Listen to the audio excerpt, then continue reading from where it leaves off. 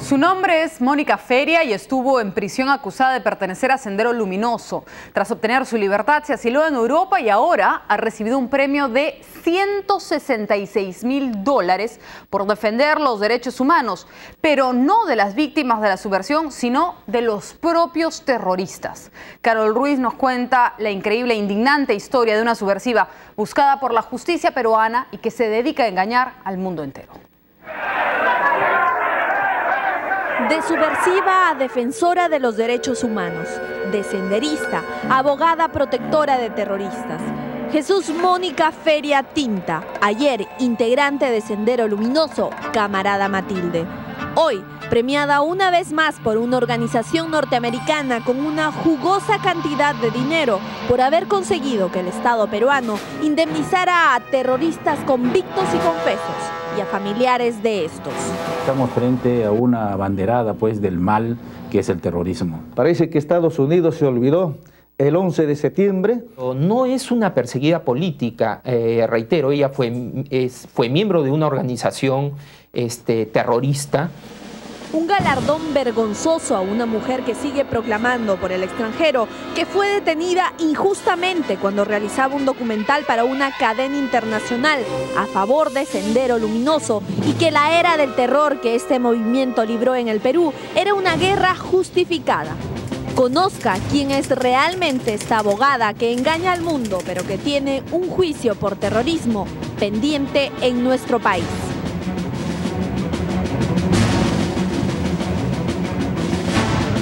El nombre de Mónica Feria Tinta aparece hace 15 años en las páginas policiales, cuando el 13 de abril de 1992 fue detenida en Balconcillo, en las Esmeraldas 585 en el Interior 2, donde funcionaba de manera clandestina el periódico senderista El Diario. Ella era la encargada de la redacción, tenía 25 años y recién era egresada de la Universidad Católica. El periódico El Diario era el instrumento de propaganda de Sendero Luminoso. En él se amenazaba y a la vez se difundía las acciones violentas de este movimiento subversivo. Mónica Feria Tinta dice que su captura fue injusta, pero solo basta recordar las circunstancias en las que fue detenida junto a otros como Jorge Luis Durán Araujo, Camarada Hugo, en la sede donde se elaboraba este pasquín. Ella era una de las redactoras del diario.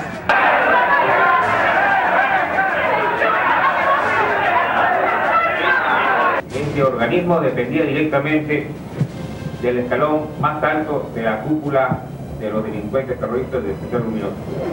Gran material subversivo se incautó en las Esmeraldas, pero también en su casa a pocos metros de allí.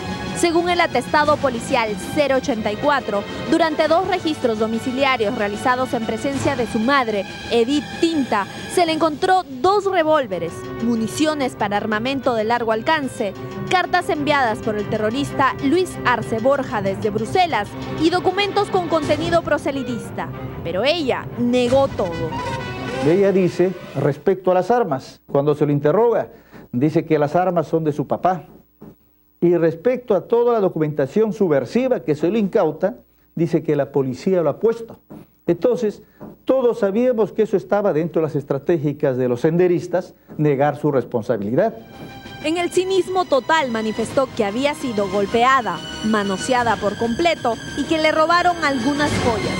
Así, trataba de ocultar lo evidente, lo que las indicaba como miembro activo de Sendero Luminoso. 8 hojas mecanografiadas donde relataba las actividades que realizaban los comités populares que habían visitado junto a 3 periodistas del programa Despachos de una televisora británica, invitados por ellos.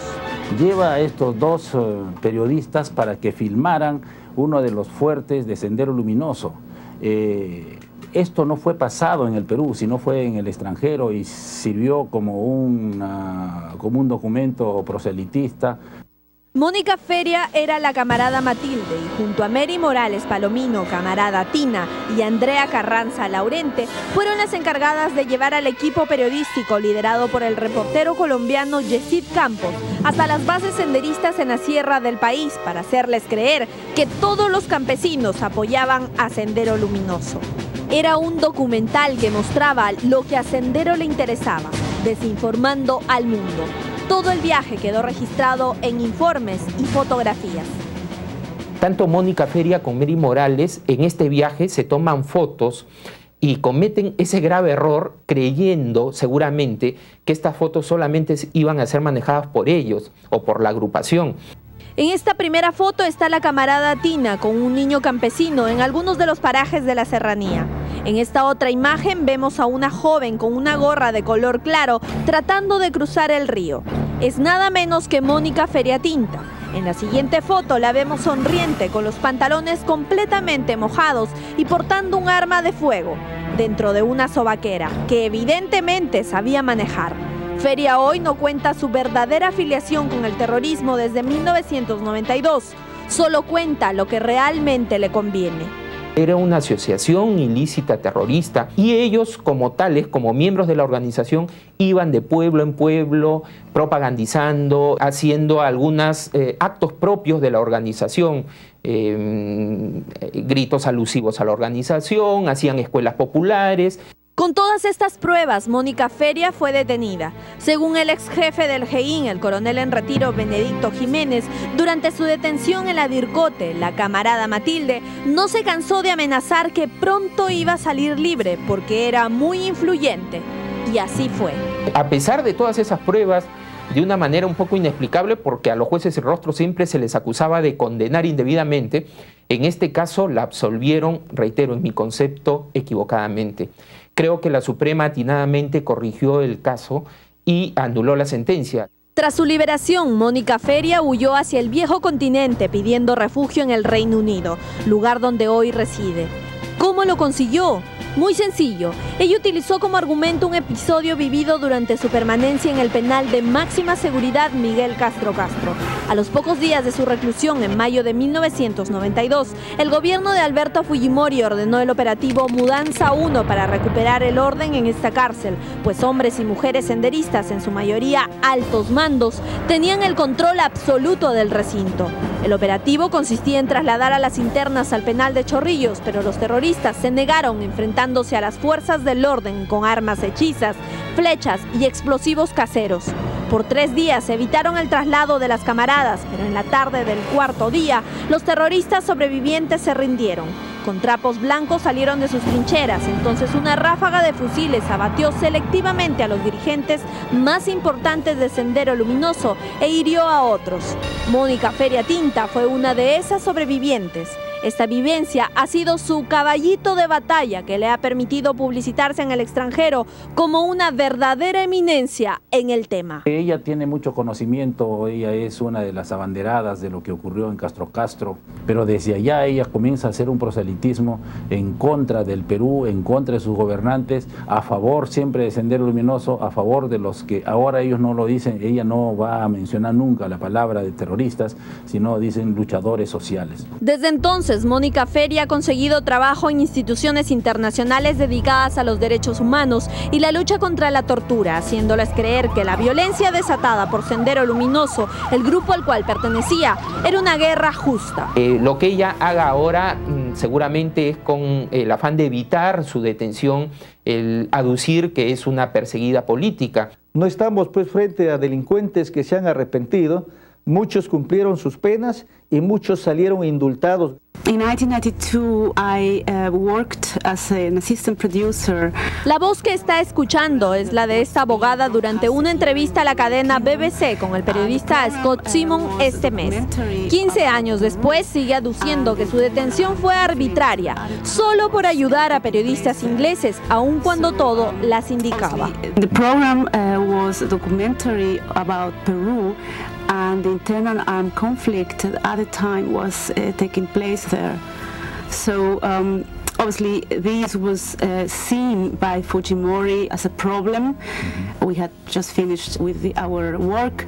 I was detained, and to produce a documentary of that sort was conceived as being threatening to the interests of Fujimori, because gross human rights violations were taking place at the time, and the regime didn't want the world to know about it. I was detained, I was a middle-class girl, and I was taken to this prison and straight away put in the cell block where people accused of belonging to Shining Path were housed.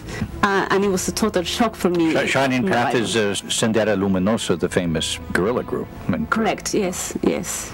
I'm sorry to get so specific, but were there beatings? Were there instances of brutality? Well, the state launched a massacre. I think that was my first experience in prison as a detainee. Una semana después de esa entrevista, el pasado 10 de octubre, Mónica Feria fue premiada por la Fundación Gruber, una organización norteamericana con sede en Washington que condecora a profesionales en diversas categorías, entre ellas la defensa de la justicia, considerándolos héroes.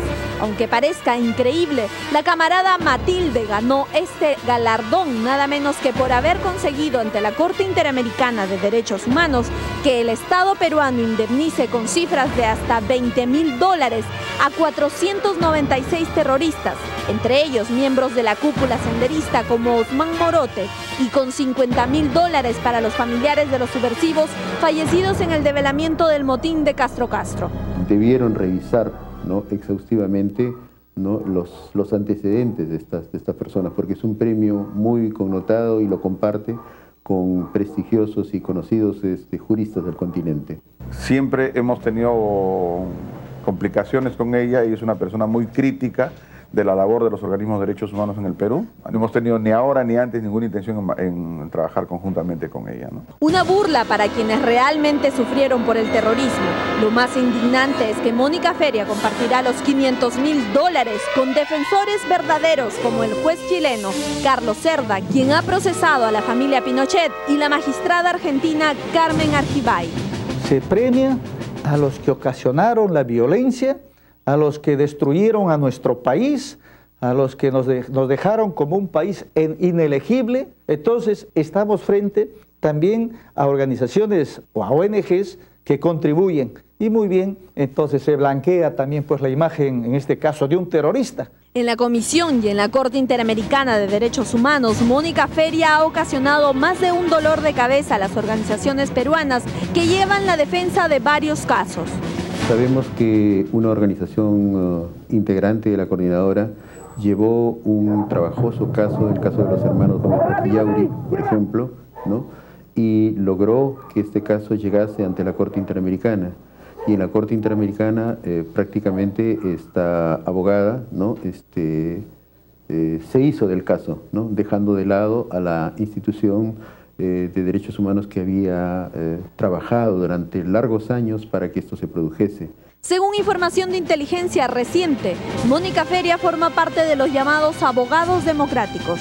Es la representante oficial de las mujeres de Sendero Luminoso presas en Chorrillos y como tal busca otros objetivos. Ella está buscando un parque donde cada árbol representa a uno de los muertos de Castro Castro, por ejemplo, y los árboles, los arbustos que deben estar a los alrededores significaría toda la familia. ¿Está buscando aquí? Todo esto está buscando en la Corte Interamericana de Derechos Humanos. Mónica Feria también ha formado una asociación llamada Latinos Unidos para recaudar fondos y viaja constantemente al estado de Maryland con su hermana Elizabeth. Viaja burlándose de la justicia, pues ella sabe que en el 2005 la Corte Suprema enmendó su error y reabrió el caso. La Fiscalía pide para ella 20 años de cárcel y el pago de más de 30.000 millones de soles por el delito de terrorismo. Hoy pesa una orden de captura en su contra, pero se ríe de todos, pues Inglaterra, país de su refugio, la protege. Hemos tenido un gobierno democrático, el que acaba de terminar, actualmente también un gobierno democrático, por lo tanto las condiciones que le otorgaron el refugio han cambiado. Creo que válidamente el Perú, a través de la Cancillería, el Poder Judicial y la Interpol, podrían hacer un trabajo fino en casos como este y otros más, para pedir la reevaluación del refugio de manera tal que esta persona pueda ser sometida a la justicia. Esta ha sido la historia de una de las voceras de Abimael Guzmán, una abogada que hoy exige justicia para sus compañeros terroristas, que sigue pregonando que en el Perú todos ellos son perseguidos políticos, pero que no quiere enfrentar a los tribunales peruanos para demostrar lo que en su captura era irrefutable, su indudable participación en Sendero Luminoso.